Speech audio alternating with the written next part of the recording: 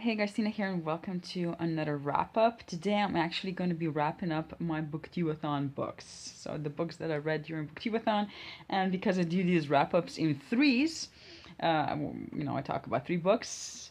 This is just a round amount because that's exactly how many books I managed to finish during Booktubeathon. Not seven, but three, and that's fine. So, the first book that I'm going to talk about is Anne of Green Gables by Ellen Montgomery.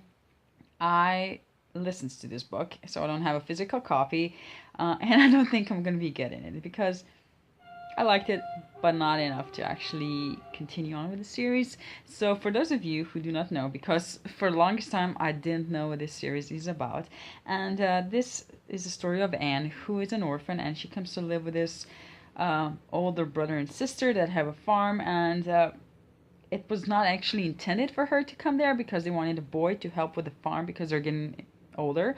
But there was mistakes made, and she came to live there, and she endeared herself to them and to the rest of the village, and she became part of their lives. And I really liked that part. But as much as I enjoyed Anne's chattiness, sometimes it was a bit much. Sometimes she was just so really chatty, and she would not stop and not stop. And I actually listened to the book, as I said, and that felt like maybe if I was reading it, it would not feel like that, but because I was listening to it, I could actually hear her chat all the time, and that was a bit much at points. But as a character, she is enjoyable. Don't get me wrong, she's enjoyable, but she talks too much. That's my main complaint about this book. She has a very vivid imagination, and I think that's partly because, well, she's a child, and also partly because she, up to up to the time that she comes to live with his brother and sister, she has been through so much. She did not have an easy life, and I think that's sort of her coping mechanism. And I do like how she sees everything around her as more than what it is, and she names things, and sometimes her imagination also gets her into trouble. And I did enjoy the book. Don't get me wrong, I did enjoy it, but I don't think that I'm going to continue on reading it. I do want to watch the series on Netflix, and with an E. I do want to do that. I think that again, this is again another case when if I had read this book or the series as a kid, that I would already have a connection with it, and I would love it because of that. And it was the same with the series of Unfortunate Events. I tried to read it before watching the series, but I just, it just wouldn't click.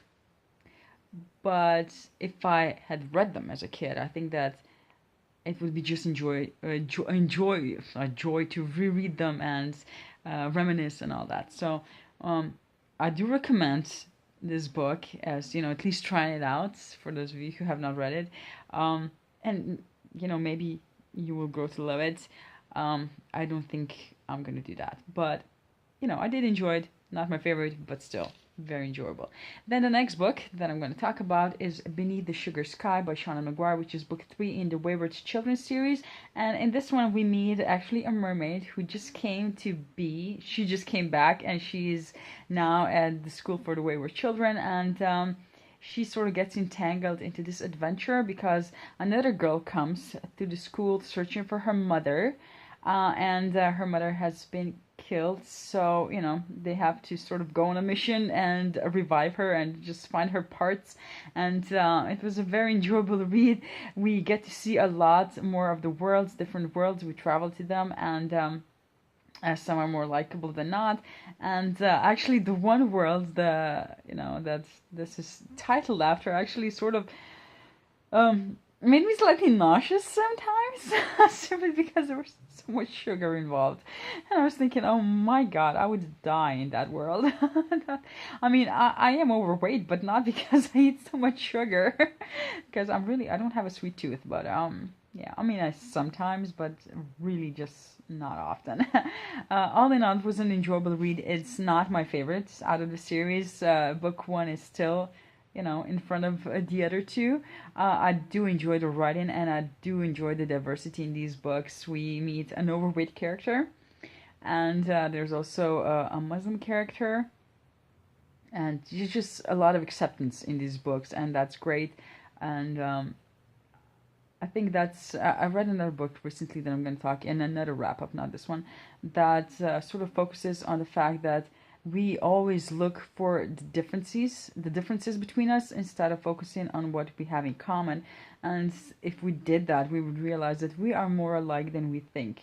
And I think this is sort of the same in that regard, because all the kids, they're very different. They went to different worlds and they came from different worlds, but they all have this very important thing in common, and that is more important than what separates them. And I do like that. I do like that a lot.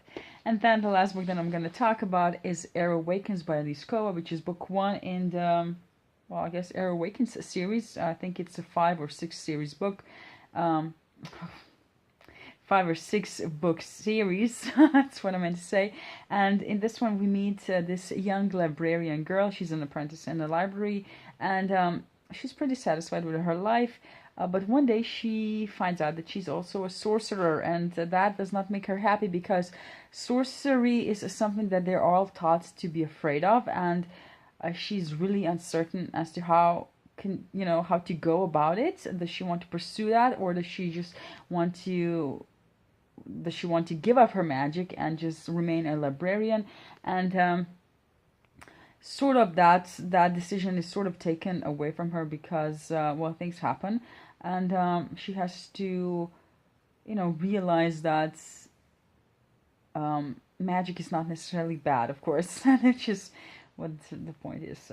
But there's also, I talked about it in my Booktubeathon vlog a bit, and this book, sort of while I was reading the beginning, I felt like this is a book that I have read so many times before, because how many times have you read a book about a character that they don't know what they are or who they are or what they're capable of, and then they are suddenly faced with this new possibility and they fight it, and then they're sort of pushed into the situation where they have to basically embrace what they are or who they are. And it's just something that we have read so many times before. And of course there are like 2 boys that or maybe more that are potentially love interests, and it's just so like all of the books, a lot of the books that I have read before. But it did sort of, veer in a different direction towards the end. It was not like a surprising thing, but still it did pique my interest enough that I actually already ordered book 2, and I'm waiting for it so I can continue on with the series.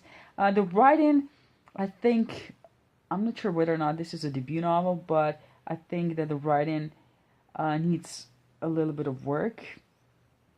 Or the editing, not sure, but it felt simple, I think, in a way, and not as polished, I think, as where you have fantasy books by already famous and well-established authors. And despite that, I did, as I said, enjoy it clearly if I am continuing on. So yeah, I'm pretty pleased with having read this book, actually. So yeah, so those are all the books that I wanted to talk about in this video. If you have read any of these and you have an opinion, let me know down in the comments. And thank you for watching this video, and see you in my next one. Bye.